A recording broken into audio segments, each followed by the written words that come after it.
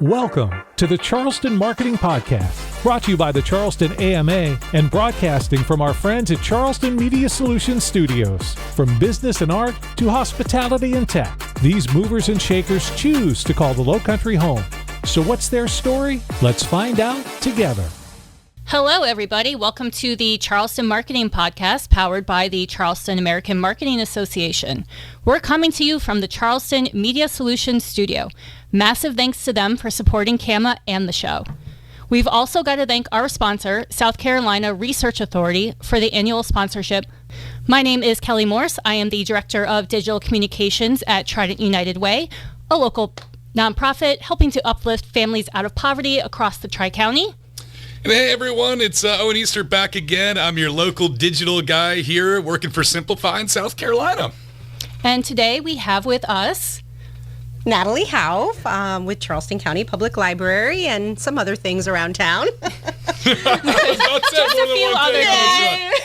We're happy to have you with us today, Natalie. Natalie is the Deputy Director of the Charleston County Public Library, where she oversees innovative services, including partnerships, outreach, community engagement, programs, communications, and marketing. Previously, she spent nearly a decade as a journalist across radio, television, and print. She was a reporter for ABC News 4 and the Post and Courier, where she was part of a team awarded the Pulitzer Prize in 2015. She is also a public speaker and delivered a TEDx talk in 2023. She currently serves on the boards of the Charleston Metro Chamber of Commerce, Charleston Legal Access, and Roper Hospital, in addition to other regional and advisory committees. She is also a mentor for Charleston County Government's Emerging Leader Program and a Furman University Riley Diversity Leaders Initiative Fellow. I'm so glad you said that. I would be out of breath right now. She literally does everything. That's what you need to know here. I stay busy, but I think that the time in news kind of preps you for a life that can't be boring. So. Absolutely. Oh, I'm telling you about it.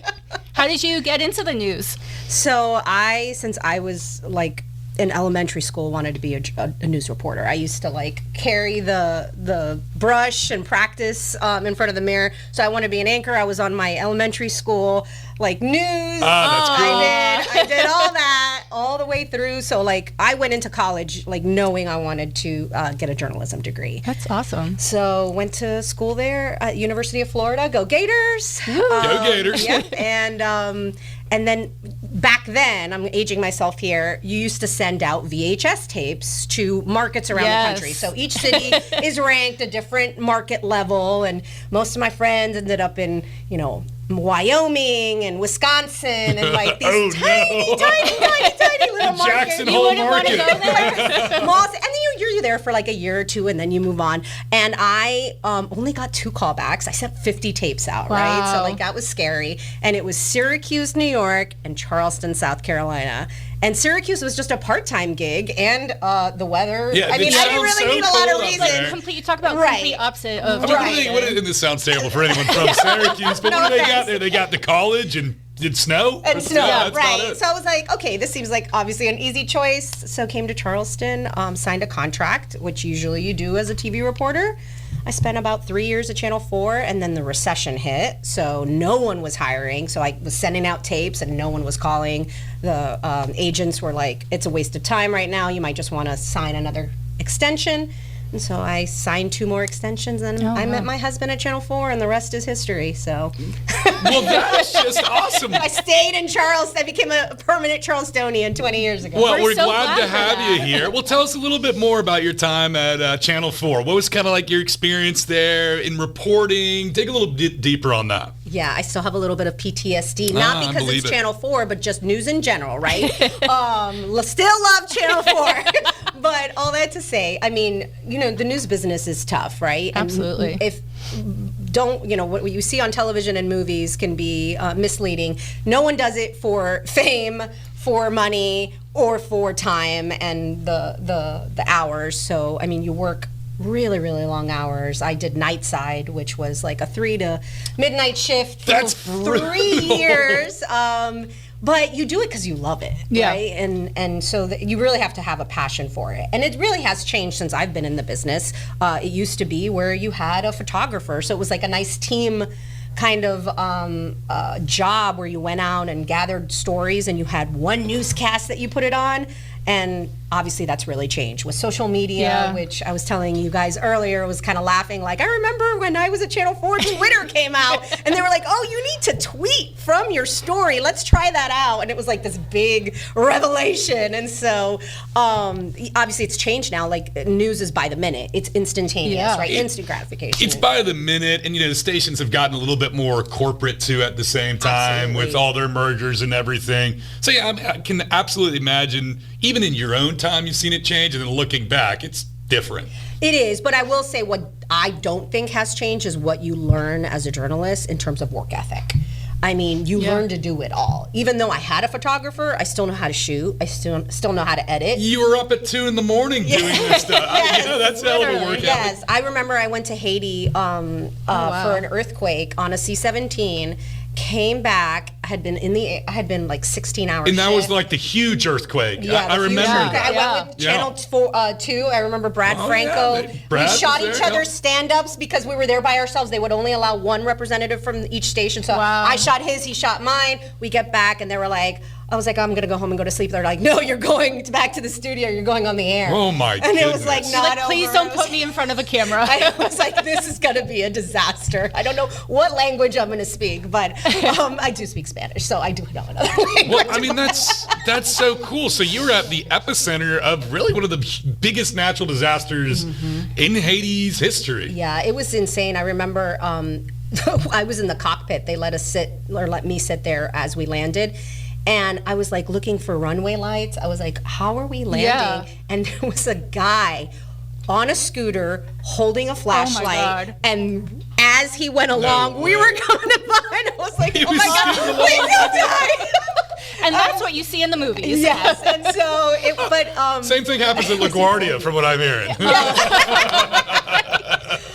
But it was a really amazing experience, and obviously the Air Force and what they do and what they did to support the country. They were bringing supply and relief supplies, and that was amazing. So yeah, I mean, that's the thing about journalism. You get to try on so many different. You get to experience different things, but you also get to try on like different hats because I mean, whether you're one day you might be covering city council and the budget, and you learn a lot about that, and then the next day you might be, swimming with sharks. Like it's just like it's so varying, and so I talk about this a lot, where you kind of become. I use this term like an expert generalist, which means that like I know a little about a lot of things. In that you have to like become kind of this mini expert, right? Jack of all trades type of thing. You'd be great for trivia, right? I am very good at trivia because you had to really learn a lot if you were going to do a good job in informing your viewers about the story. Like you better believe, like when I was covering courts, I would ask the judges for time. Some of them were nice and gave me time to explain proceedings to me. I wasn't a lawyer, but I wanted to make sure I explained those things appropriately. Yeah, and so good journalists really engulf and embed themselves in the material, and so I got to learn so many things, in particular about our community here. Right. I was going to say, like, that's what I think set me up for success in these other jobs. Local broadcast is still, it's the most trusted form of media in the United States, whether it be radio or TV or even your local newspaper, which you did everything on that front. Which is pretty impressive. So how'd you make the move from TV then to radio? I know it's a little unorthodox because most people who do the transition, it's usually the opposite. Yeah. But for me, I felt like I had kind of hit a wall. I had been at Channel 4 for many years, and I didn't want to work at the anchor desk. And so I loved the field. I love reporting. And those day turns are hard, Oh my gosh, I can only imagine. I was just wondering, the burnout must have been, how do you get rid of that? Yeah. And it's hard to like do justice to a story sometimes, right? Like you're out the door and you're making calls. You better, by 10, 11, you're out the door and you better be back by 3 o'clock with your interviews and everything written and edited. And I don't think people really know like behind the curtain how complicated that is. And now it's even sooner because there's 5 shows instead of the 1 or 2 we had. So I had not burnt out. It was more about like, I wanted to have more time to tell stories. And newspaper, makes total sense, yeah. Now, social media did change that for newspaper, but they still, at least the Post and Courier, I felt was investing in giving journalists the time they needed. So I'd do a day turn, but then look, I got put on a special project that I worked a year on. Tell us about that. Yeah, that was pretty cool. It was, it all started, we used to get this press release every year from the National Center for Violence, and it was all about how South Carolina was on the top of the list of women killed by men. And every year we'd write what we refer to as a brief. We'd write the brief, we'd move on, we'd write it again the next year. And one of the reporters, senior reporters in our newsroom was like, wait, why are we always on the top of this list? Like, we should really look into and figure out, like, what's the science behind why this is happening? Yeah. And there wasn't very much data. And so I had some experience with some data analysis. And so I was like, well, this is going to be a really exciting project to be able to like build something from the ground up. So we built a database of every woman killed by a man for the last 5 years from that point. Whoa. And then we had like a basic list from the Attorney General's office, because every year they would put a report out with names, what happened generally, their date of birth. But we were like, we need to to understand this, we need to collect more. So was a gun used? Had they been strangled, which strangulation is like a Was it precursor. family? Was it someone they know? Or So like there's all these precursors to potential like escalation of violence. So we added all these elements, which meant sending like hundreds of FOIAs to police stations around the state, and we built this database, and then we looked at the data, and it told a huge story about what was happening in our state. And so we wrote articles about legislation that hadn't passed and why it wasn't passing. We talked about religion and how that played a role in the Holy City. In domestic violence. We spoke to experts. We spoke to so many survivors who were gracious enough to tell their stories. And so we worked on that for about a year. And we wrote 5 pieces, and we had, for the first time, we had an amazing digital journalist who helped build a site that really was dynamic. And one of the most interesting parts of it was one of the stories that I had helped write was about the legislation.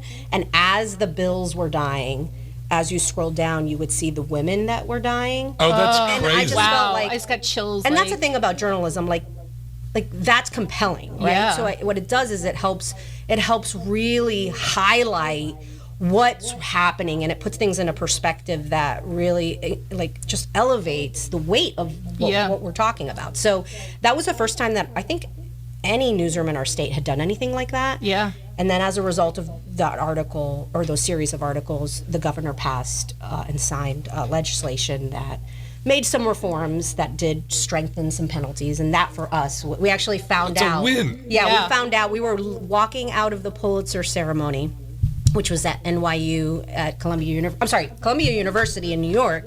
And it was like a really hot day. It was like 95 degrees. There was no AC in the library where they do the ceremony. We were walking out, and Doug Pardue, one of the reporters, gets off the phone. He goes, "She signed the bill." And like we all, like, we were like, that was the award. I mean, obviously it was amazing to earn a Pulitzer, but for us, it really that's the catalyst of it all. And that's important work that you're doing, that you can take so much pride in knowing that you helped change lives through the work that you There's did. still a lot that needs to be done. Yes. But it was a start, and it got conversation started. It got the word out. Good Lord, if that's not like the poster child for the impact of journalism. Yeah. I mean, it really is. And That's fantastic. storytelling, and like being able to use data to work with the storytelling and put those side by side, and you're getting the full picture right there. You guys must have spent hours on that data. I mean, probably days. Like I said, poring over it. We even had an intern from USC helping us. We partnered with the International Investigative Reporting out of California. So we had a lot of help, but and now they have an investigative unit. Yeah. So that was the genesis of that. And I always have to give him a shout out. My mentor, Glenn Smith, he's still there. He's the editor of so any good investigative piece coming out of there is run by that unit, and they're still knocking things out of the park. And like one of the reporters I worked with on that on that team, she went on to ProPublica, which, if you don't know, is a Absolutely. nonprofit, a national nonprofit. She just wrote an amazing piece last year about Helene, and so it's really cool getting to follow her work and the work that they continue doing at the paper. So That's awesome. yeah. Just paying it forward. So do you think that led to, we talked a lot about all the different community work that you're involved in. Do you think that led to the community work that you're involved in now, being like learning all of the kind of what's happening in South Carolina? Oh, 1,000%. I would not have the success that I have in the job that I do now had it not been for my time in journalism. And it was not just the topics, but the relationships, right? Like you have to build sources, and so I worked really hard to really preserve a lot of those relationships even after I left. And so I think for me, like that has kind of become something that has guided me is preserving and building relationships that matter. And then how can we use those relationships to build things that can help the community. And so like nothing that we've done at the library or any of the nonprofits I've worked with, I have done alone by any means. It's only been thanks to the relationships within the community. There's so many people that care so deeply about the people that live in this community. Absolutely. And they're doing great work every day. And so being able to connect them and work with them to build great things. Like we tried at United Way. We built an amazing center that's at our library where we help people with wraparound services. That was based on relationships, and it started with a conversation, and now we're literally helping people get on their feet. And so that's the kind of stuff that really matters. But yes, I learned all that from journalism. Because there used to be this thing called beat calls. I don't know if they do them anymore, but that's what you were supposed to do. You were supposed to, every day I would call the same police officers, and because I was on the crime beat then, and I would ask them what was going on, and you built that rapport. And then it's funny because my mentors in journalism used to tell me, well, back in the day, I used to take donuts and coffee, and they'd let them roam the police stations back then, probably with a bottle of whiskey, right? Like old school, right? That would have been an interesting experience. But they were like, that's what we used to do. And I'm like, wow, that's really changed. And meanwhile, I'm just making phone calls. So obviously things have evolved over the years. Absolutely. But at the core of that is relationship building. Because what does that mean? It means trust. When you build trust, then that's how you can, really find the resources you need and tell really great stories. And it's kind of reciprocal in that fact too, where like you collaborate and reach out and connect people, and then people also know that they can like bring you into, you can connect with others too. I get reached out to a lot. I get lots of calls. Sometimes it's trying to build partnerships with one of the organizations I'm with. Sometimes it's like, I want to start a new career. And so, but I've always believed in paying it forward. I wish I would have had someone when I was leaving journalism and going into public service. That was really scary. I can only imagine. It's because it becomes your identity. I wanted to do this since I was a little girl, and then all of a sudden I'm going to leave, and there is some judgment in the journalism world of going over to the other side, which they refer to as PR, right? But that's naturally where people from journalism go, right? Because your skills are transitional there. And so it was scary. I didn't want to leave, and I didn't really have anyone who had done it to tell me it's going to be okay. So I have people reach out to me every year, and they're like, I want to make the jump. Tell me it's going to be okay. And so I do try to have those conversations, and it will be okay, by the way. I had this security blanket that I would tell myself that I was like, okay, worst case scenario, if I hate this other career, I could always go back. But I think I had to kind of make my career what I wanted it to be. It didn't really fit any mold. I don't think that this job at the library didn't exist before I got there, right? And so it was one of those things that sometimes it's up to you to really create and leveraging the skills that you have. What are you great at, and so that you can make this organization better and then demonstrate that. So. Absolutely. Yeah, and so, and we're talking about kind of a little bit of that transition, and, especially what you're saying, when you spent so much time in one position in an industry, it's impossible. It feels impossible to make that jump. Oh, yeah. So what was kind of those first couple years? How'd you start getting comfortable? What did you get into? So when I left, I went over to work for Charleston County, and my boss had also been a reporter at Channel 4. So way. kind of Well, like we all end up in the same, like Charleston is small, so like Yep. if you leave media and you go to PR, like most of us are going to know each other, right? So Sean Smetana, he worked with me at Channel 4, so he was my boss, and so there was some comfort there in Yeah, that. absolutely. Someone who had been there at that point. And so at first it was definitely a culture shift in the pacing. I mean, I was used to knocking like work out like within hours, right? Yeah. And then all of a sudden it's like, oh, that's not due for like a few weeks. And I was like, I finished it in 3 hours. What am I doing? no. So like the pacing is different. And so some of it was that like I created some projects, not much to the chagrin of Sean, who was like, stop giving us work. I created like an internal newsletter. We have like 3,000 employees at the county. So I was like, we should do this We should cool be newsletter. educated a little bit. And Yeah. so I mean, that's it's just still community there. building. Yeah. The county courier is still there. Again, he was like, why did you do this to? No, I'm just kidding. But it is a great resource, right, for the staff. And so it was a tough transition, but it was something that, again, like I think I felt like I created what I needed it to be. Right. And then after about 2 years there, the library had a PR manager position. And I love telling this story because it'll either terrify you or like a cautionary tale or give you good advice. And I think it just depends on the recipient. But the job had been posted and I knew I had no management experience, right? So yes, I had done PR for 2 years. I had been a journalist. I knew I could do the job, but you know, how am I going to convince this executive director that I'm the right person for the job when she's going to see applications with people with way more experience than I do? And so I Googled, did some researching my skills as a journalist, and I found out that the executive director was going to be giving a talk for the Friends of the Library at the library like at 6 o'clock one night. And I showed up. And I went up to her and I told her I was applying for the job, and she later told me that made me stand out. But again, it could be a cautionary tale because that could also like really rub someone the wrong way. could. You just never know. It's all about, I think, the Hey, delivery. I'm on that side of things where if you can build a personal relationship with someone, Yeah, it stands out a little bit more. It's to a name, but Exactly. it could also come across maybe as too assertive. So you got to find that balance. Somehow she had been a journalist. She covered Columbine. She started as a whoa. reporter in Colorado and then became a librarian. So it ended up kind of being kismet. She's actually now the director of the public library system in Denver. Wow. She's an amazing human being, another mentor that taught me so much. But so she took a chance on me, gave me the job. And then not only did she give me that job, she saw potential in me that I didn't even see, where she was like, you know, I feel like you've done a lot with the PR and marketing department, and I need you to do more now, and I think you can handle operations and our programs and our services. And Well, no doubt. You were done Look with all at the you work now. in 4 hours.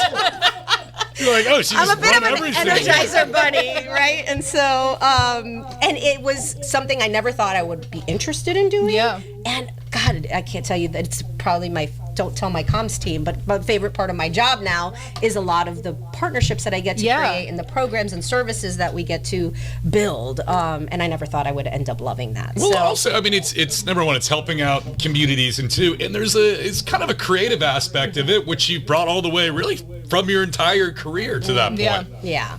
So it's been a journey, so to speak. Yeah, and I can only imagine on that one. And so what are kind of the new things that are happening at the library right now? I know we touched on a big one that's going on. So you guys are getting the first scoop because it's marketing. I feel like you guys deserve the first news, but we are actually going to be relaunching our website.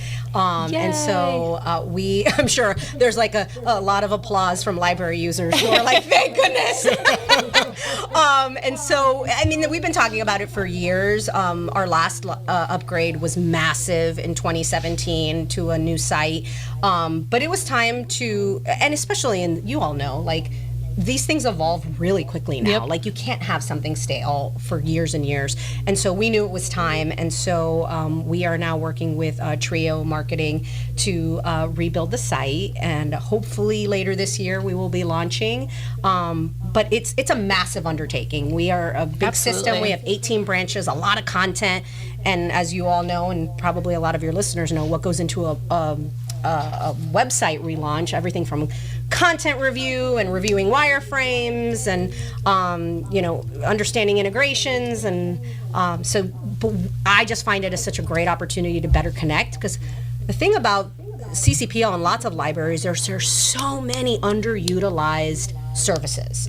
So I bet you did not know that you could get the New York Times for free, Wall Street Journal, Consumer Reports, Mango Languages, which is similar to Rosetta Stone. All of those are free with your library card on our website. I did not know that. Everyone says, I had no idea. It is literally like every time I go somewhere, I give a talk. I'm really paying for that stuff right now. Yeah. These are how many subscriptions can you get rid of? Premium resources that you all pay for. We even have Ancestry.com. That one you have to use on site at the library, but we have so many sites. Oh, that's cool. LinkedIn Learning. I was going to put the $30 up for. I've always been wanting to do that. And you can check out a sewing machine, too. Which, a telescope, you can use a sewing machine. You use a sewing machine, you can't check it out. Those things are probably pretty heavy. Yeah. They might not come back. But yeah, it's been it's been a really interesting to kind of evolve the way that the library really promotes itself. Yeah. And again, like it's for us now, it's really getting to connect with community members who don't know what their tax dollars give them the right. I mean, you're to telling have. me stuff I didn't know at all right now. So now the website, we hope, or we're really being intentional and strategic about rebuilding it in a way where that discoverability is really top of mind, where you're going to find those things easier and understand. And libraries tend to like to use jargon, as a lot of industries do, and so really kind of changing the language on our site to better for patrons to better understand and find things easier, I think is going to be really cool. So through your time at the library and everything too, and I know this is kind of a big initiative with the website, what's been the most enjoyable to kind of develop throughout time? And that's picking from a bunch here. So you can touch on one or two, but I'm just curious. Some of them, I would say one of the first ones, because it tapped into like my creative side and marketing side. When I was a PR manager, we had a mascot costume that I guess we had gotten a grant for a few years earlier. We had purchased it. It was used for a little while, and then it went into a closet. Oh my, like with the big head and everything? Yes. And I was like, oh my gosh, this is like a gold mine. People would love to have this. But it had no branding behind it. It was just an owl. And so we were like, so I was so excited because it was like starting something from scratch. So awesome. So I wrote a children's book for the library called Albert Finds the Library, named him Albert. And then we wrote this book. We had it illustrated by an incredibly talented librarian who still works at the system. She is an amazing artist, so she drew all of the pictures. Wow. And we printed these pocket paperbacks, gave them out for free to kids, and then had Albert making the rounds. And now Albert is like this beloved mascot. Oh my goodness. I see him everywhere on the library. Yes, he's everywhere. He's on our kids' library cards now, and we've upgraded the costume since then. He's even bigger and better now. Much bigger. His head is massive. Do they have AC in these things? It's got like a fan. No way. Oh, It's good. insane. I was going to ask who is actually I will Albert. not divulge his identity, but he is someone who you would not expect who works at our library, who does it because he loves it, and he's he has a pretty important job at the library, keeping things running from a technical perspective, and so we're all going to go to the website. It could be LinkedIn stalking some people here. And he does it because he loves it. He dances. The kids love him. It's so cool. And so that to me. Oh, and it ended up evolving because then the Board of Elections came to us and said we want to do a children's book about Albert voting, learning to vote. Oh my gosh, that's so cool. So I didn't write that. Our team, Cassie Welch, our children's librarian, wrote that one with the characters all about learning to vote on a playground or a soccer field, and Albert is the teacher, and it was really fun. Oh, that's so And cool. so those books we gave out around election time and the board. So of Albert's elections. taking on a whole identity of his Yeah. own over here. That's kind of cool looking back and saying like, wow, that might stick around after I'm gone. And I mean, I Yeah. would, like that's if we get rid of Albert, I'm gonna get rid of my library card. He's staying around. pitchforks at the Burning the library library when Albert's gone. So that was fun. What an impact too on like children, and like that's just so cool, where they might not have like had that experience of learning about voting or just getting that excitement of coming to the library to see Albert. And I think that's just a good example of how you use characters and storytelling to demonstrate impact. Absolutely. And to draw people in, Yeah. right? And I think that's like what the crux of marketing is, right? So, yeah, that was a really It fun even gets like one. my wheels. I'm like, all right, I like that. But I think the most recent favorite story I was telling you guys a little bit was our listening booth. Oh, Yep. yes. So we have a payphone that we had retrofit, and instead of being a phone, which by the way, we still had a payphone at Main Library until about 2 years ago. Wow. Which it was apparently the last payphone in the Tri-County, I was told, and I heard it was like being decommissioned. And I get these crazy ideas, like that my team sometimes was like, please don't tell us. And so I was like, wait a second, let's keep it. I had no idea what we were gonna do with this thing. And I called the guy and I was like, would you mind like donating it and letting us keep it? And he was like, well, what do you want to do with it? I was like, I have no idea, but I promise it's gonna be great. And so he said, yeah, sure, you can have it. And so this relic kind of went to the storage closet for a little while. And then we came across this opportunity for a grant from the Estee Lauder Foundation. We were working with the Barbara Bush Foundation, and we had been working with them on some other projects, and they were like, you guys should do this project. And so they gave us the funding, and we had seen out of Washington, this phone was playing bird songs in a community. Like you'd press a different number and it would like play different birds. And I was like, well, that's super cool. But we don't need birds. But we could do storytelling. So, because if the technology does that, then it'll play anything. Yeah. So we reached out to the guy who did that has that technology company, and we sent him the phone, and he retrofit the payphone. We built an love entire it. branding Yeah. package around it. We have an amazing creative manager, Roxy, who just like built this brand around what it looks like and called it the listening booth. And we partnered with Turn 90, which is a nonprofit that helps men who had been formerly incarcerated find employment. And we got them to tell us their stories and recorded their stories. We also, in workshops, like taught them about digital recording and storytelling. Oh, what like a great like full circle experience. So that they could use it, and a Yeah. lot of them still come to the library and visit that staff member for that training because they want to keep going with Oh, that. that's awesome. One of them said they wanted to start a podcast, which is really cool because We're big fans of that here. Yeah, and and because they told us like this is the first time I've ever felt seen, that I've felt heard, like that somebody actually cares about my story. So that was really cool, and we were able to provide mental health counseling while they did this project. yeah. Good Lord. Because I mean, that's awesome. it's a re-traumatization. Yeah. We don't Yeah. want to re-traumatize them for the sake of the project. We wanted them to use it, as therapy. Yeah. So it was a great project. We worked on it for months. Amazing team, outreach and community engagement team did a great job. And then we launched it, and we printed a book with their stories. And now every quarter we rotate the stories. So we're we're working on the 250th anniversary, right? Yeah. Right. So we're going to have our historian record some really interesting stories about how Charleston is connected. Yeah. And then we've got some other ideas percolating with some other partners for the next literally 2 years. We've got 2 years worth of ideas. So we're super excited. That's That awesome. one to me, that was one of the most impactful projects that I've gotten to do. I can Absolutely. believe it. That's really just giving a voice to people who haven't been heard in the struggles that they've go through. It's really inspiring, number one, and it goes back to you're doing all these different things with the library and beyond. Mm-hmm. Yeah. I gotta ask you one question here. When do you have time to relax? What do you do to relax? I read a lot. I listen to a lot of audiobooks because I'm in the car a lot. Now, it would be fun if you're like, I'm not a reader. No, but no joke. When I started, I really wasn't that much of a reader because as a journalist, I didn't have the time. Yeah. Everything I read Yep. was for work.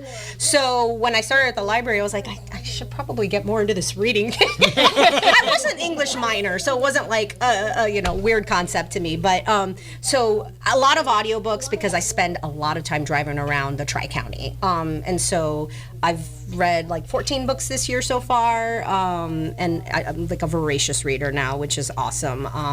So do that. My kid plays baseball, so enough said, right? Like literally, that's like You're also my entire life. Of course, like I've become the de facto social media manager for the team. That's about right.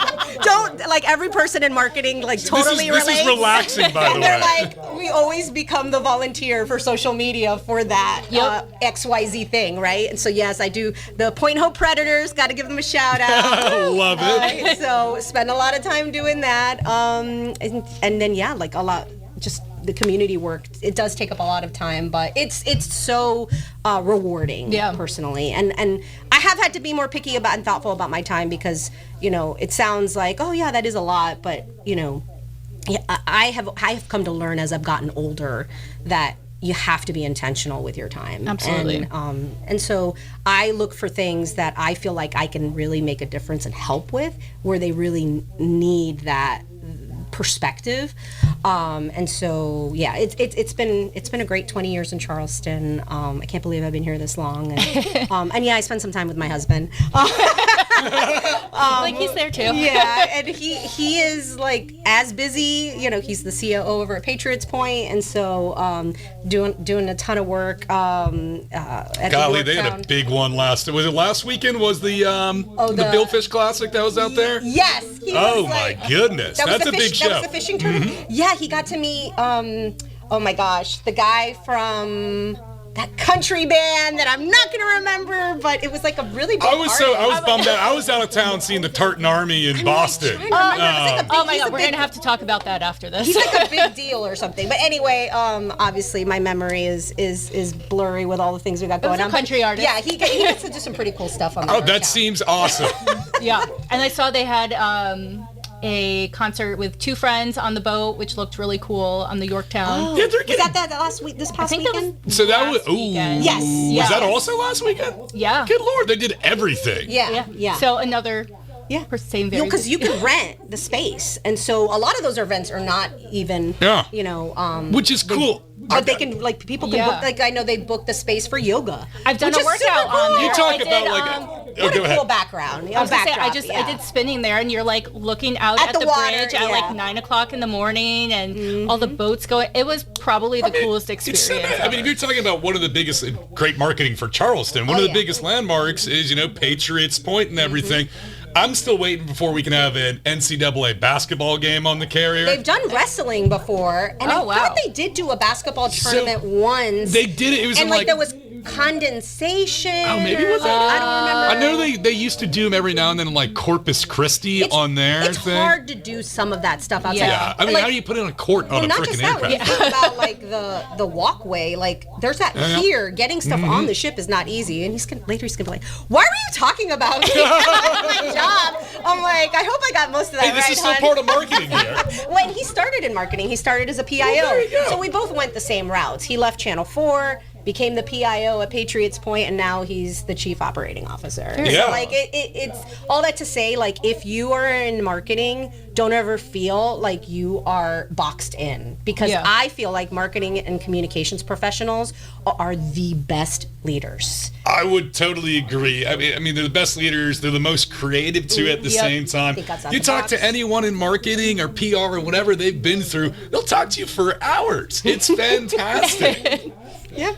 When you kind of get to know like every part of an organization too, because you're not just marketing, you're also having to talk to like sales or fundraising or programs, and like you really get that well-rounded view of any organization that you're working for, because you have to be involved in it to know messaging and marketing and putting creative out there. Marketing is in everything. It's the foundation of any business, right? But you'd be surprised sometimes that when the marketing or the communications people don't have a seat at the leadership table. And I always say that is like the worst mistake you could ever make as a leader, whether you're a business, a nonprofit, government agency.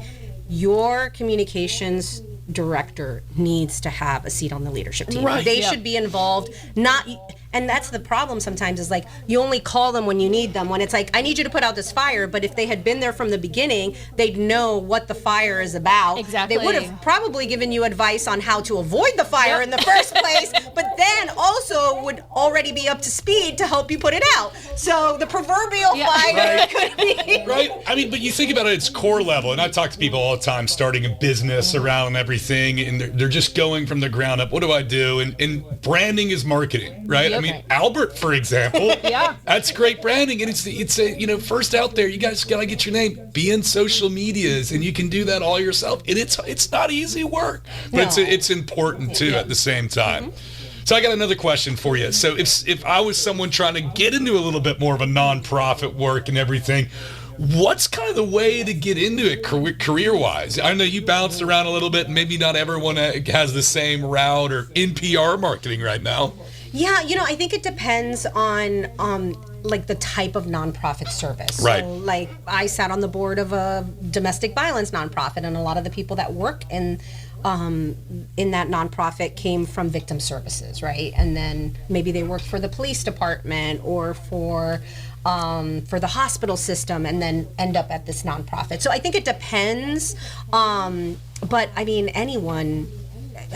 when you think about what a nonprofit is, it's a business. Mm-hmm. Oh yeah. Right? Oh, you have to earn revenue to be able to do your thing. Right. Yeah. The difference is the output of where that funding goes, right? Like it feeds itself and provides the service. Yeah. But at the end of the day, it's run like a business. So you have everything from finance to development is a huge part of it, raising money, which that's takes not easy. a very special type of person. It is not easy to raise funds and meet goals. And then there's marketing, and then there's operations, depending on the nonprofit. So that's one thing. But in terms of like board service, I think that's another way that, especially marketing professionals.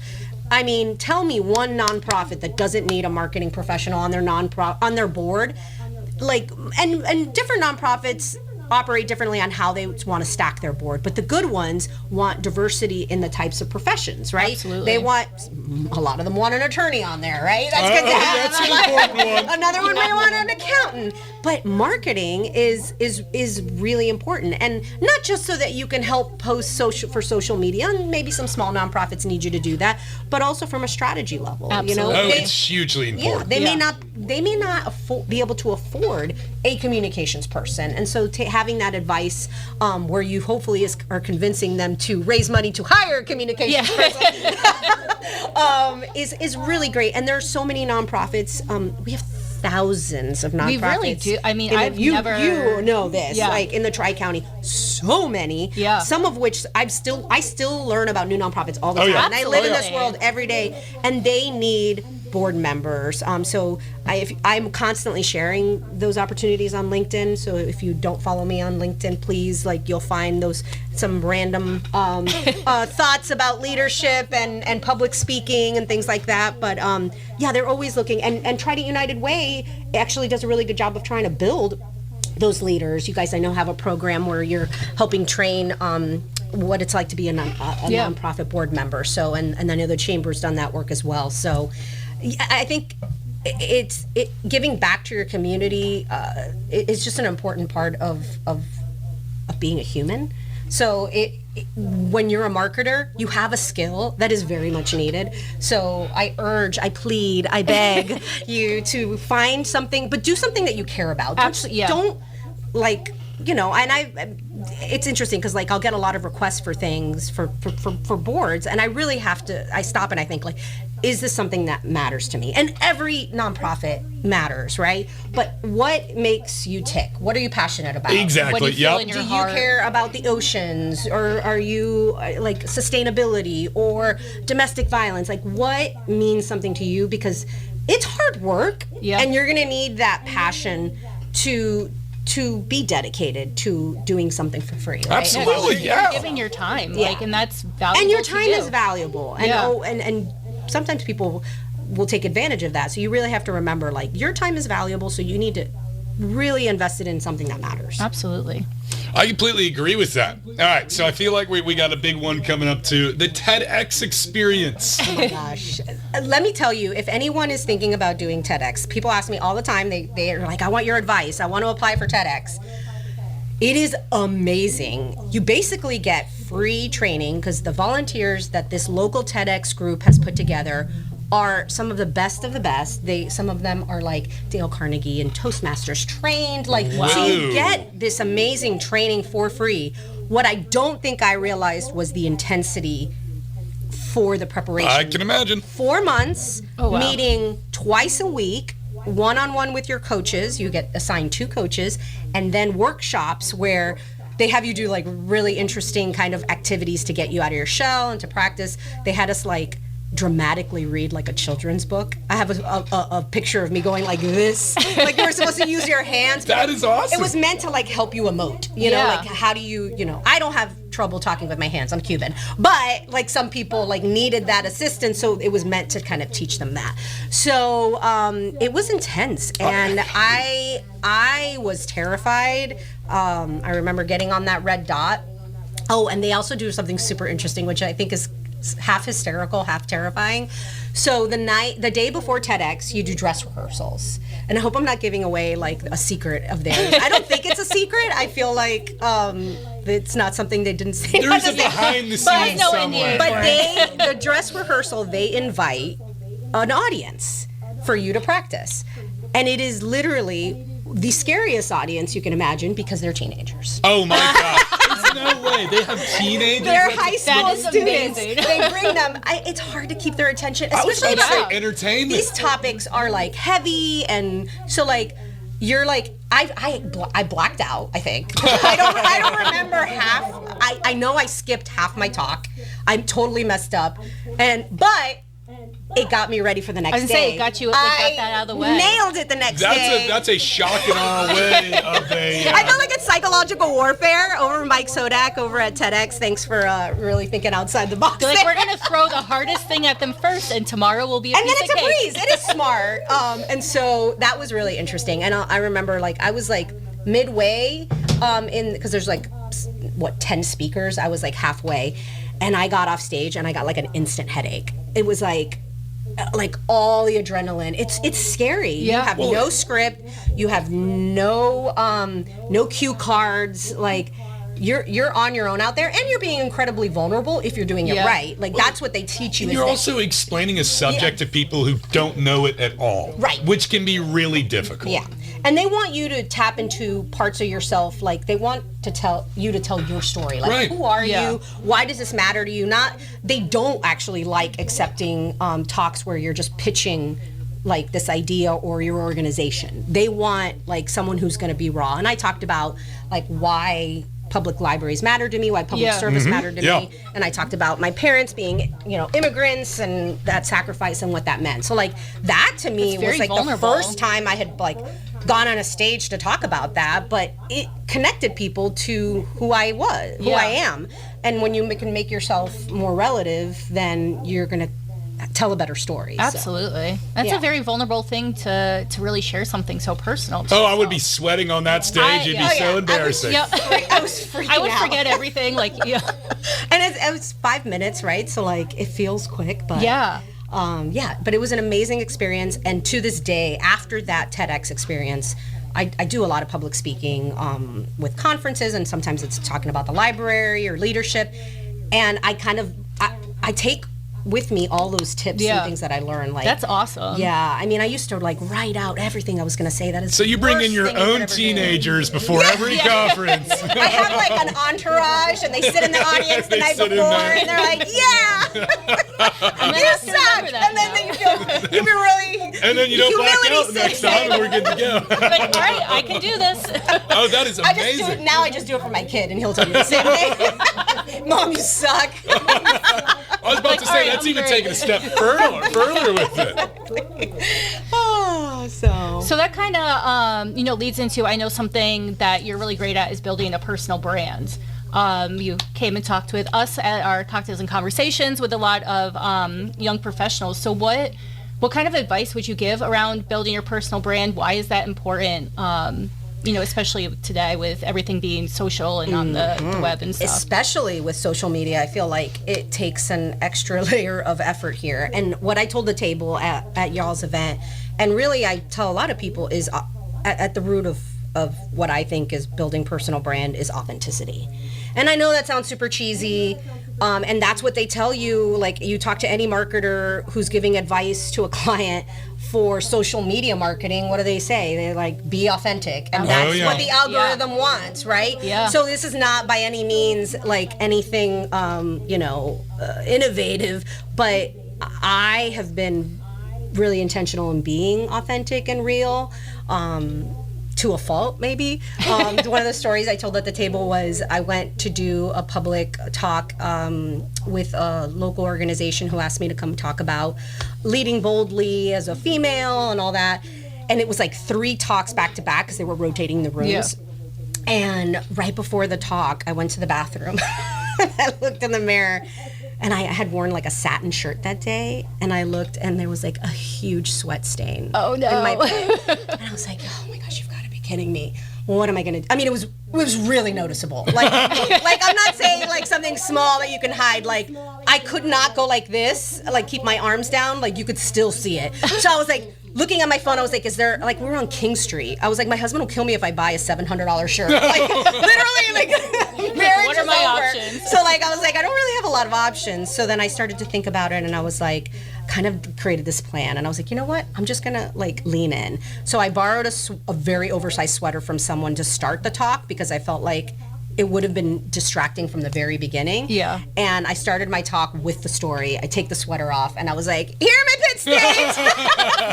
This is what happened. And the whole room laughed, and everyone, these events that you go to, like any public setting really, right? When you're with other people, people can be tense and you're nervous, and so everyone's shoulders dropped. They were calm. Put like, people at ease. I've always thought laughter is like the easiest icebreaker too. Absolutely. And like also the humility. Like, I made myself real. Like, look, I'm sweating. There's a connection to that. We all have. Same thing happened to me 2 weeks ago. I did have to buy a new shirt. Was it a $700 shirt on King Street? Luckily, it was not that. However, I was in a time crunch, and I had to get to the Western wear store. So Stop. I promise you, I went from a cotton button down to like fun little flowers on his You shirt. should wear that next podcast. I really should. Oh, that's awesome. But yeah, and it ended up being a really fun LinkedIn post because I was like, well, if those people in the room appreciated that, then I think the audience on Your network LinkedIn will maybe take a grain out of that. And if they're afraid next time of something embarrassing, they'll lean in. So yeah, I think, again, just being who you are, sometimes you'll be surprised. That authenticity just helps people connect with each other. It goes back to storytelling, right? Yeah. Like, at the root of making an impact in someone's life is hearing their story, and so that's just part of it. I love that. I think we might be getting close to time here. Yeah, we're getting a little close. How you feeling, Owen? What other questions do you have? I know, I got a lot of them here. So I know we're getting kind of down to the end of everything. Is there any other stuff that you want to let everyone know about that's kind of coming up in the library? I know we talked about the website a bit, but what's the new things happening? Yes, I would be remiss if I didn't give a plug to CCPL. Absolutely. So first and foremost, if you haven't watched the TEDx talk, I would encourage you, because what I do think it does is share like how libraries have evolved and how they've changed over time. If you haven't been in a library in the past decade, I promise you, go check it out. Not your grandmother's library. We were just talking about we got learn how to sew. The creative spaces with like all the editing software. They have everything. Small it's nuts. businesses can, like, especially marketers too. Like, we have a lot of people who are building their business and doing marketing, and as you know, marketing can be expensive, and they'll come and use our video cameras to shoot content. So lots going on there. Obviously, at the end of my TEDx talk, I joke, like, I talk about all the things the library does, and then I'm like, we still have books, which of course we do. So like tons of materials, millions of materials that are accessible. And like I talked about earlier, the thing about, did you know that you could access these free premium resources that are subscription based? Those are on our website under research. You just need a library card and you can access all of those things. But we do a lot of things as well to help, especially our most underserved community members. So we have the Center for Strong Families with Trident United Way. We also do summer feeding with the school district. So we feed kids under 18 in the summer cool. at select That's locations. so important. And we also feed them year-round in partnership with the Low Country Food Bank, which is an amazing organization. And so we do after-school snacks during the year. We have free notary. If you haven't checked our socials lately, we get to marry people pretty often. I love seeing those pictures. So fun. I love seeing those. And it's been like, there's been a huge uptick too. We've seen a lot more than we used to. So people come and can get married. Definitely call your branch first to make sure you make an appointment with your notary. Funny story about Just that. don't show up. We may not be. I didn't know friends of mine had gotten married. No way. And then I saw their picture on the library. I sent a screenshot. That's I was cool. like, so are you telling anybody? She was like, shh. I was like, well, it's okay. The cat's out of the bag. Hey, got some bad news for you here. I was like, oh boy. Eloping gone viral. The Charleston Library is stoked. Yeah, so like was funny. lots of things to experience. And that what I love about the library is that it's for everyone from every walk of life. We have this program called Free and Fresh, which I also talk about in TEDx. Free fruits and vegetables. I love that. It's not whether you're in need or whether you're just curious about trying a new fruit or vegetable, like it's for everyone. We have them at 4 locations now. And you can come and get some fun fruits and the vegetables. recipe cards with it. Yeah, sometimes we'll get some surprises from our partners because this is only thanks to partnerships. They'll bring us eggs sometimes, so we'll stock Oh, that's eggs. cool. Sometimes flowers. We work with Katie's Crops and Charleston Parks Conservancy, and they provide the produce throughout the year, and then during the winter months we get. We're so grateful to Roper Foundation. They provide funding for us to purchase fruits and vegetables. Oh, that's so cool. So it's a really great program. It's been going on since 2020, since COVID. Yeah. And so, and we're going to be coming up with some fun programs related to the fridges and food. We got a federal grant earlier this year, so we're building That's some awesome. really cool programs, so stay tuned.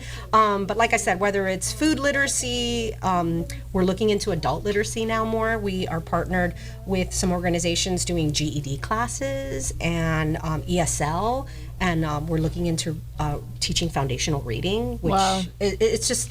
There's just awesome. So many things I could go on. But I would say the best way to figure out what we're doing is, one, go to our website, ccpl.org. Just about to ask, where can people find y'all? Oh, yes. And so, and don't judge us by the site because it will be...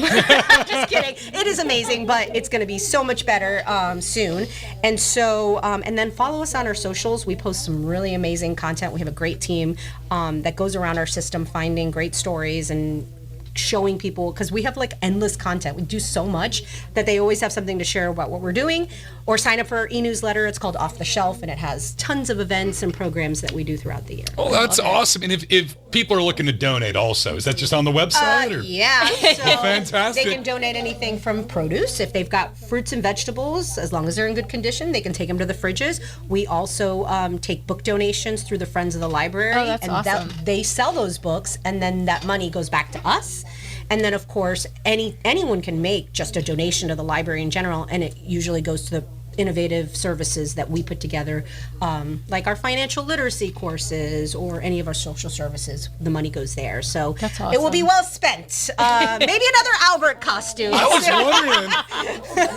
Albert 2.0. This is when I it's heard no really- one wants to, you know, This is when it's get a really going to have an sidekick. AC unit in here. We found the new mascot.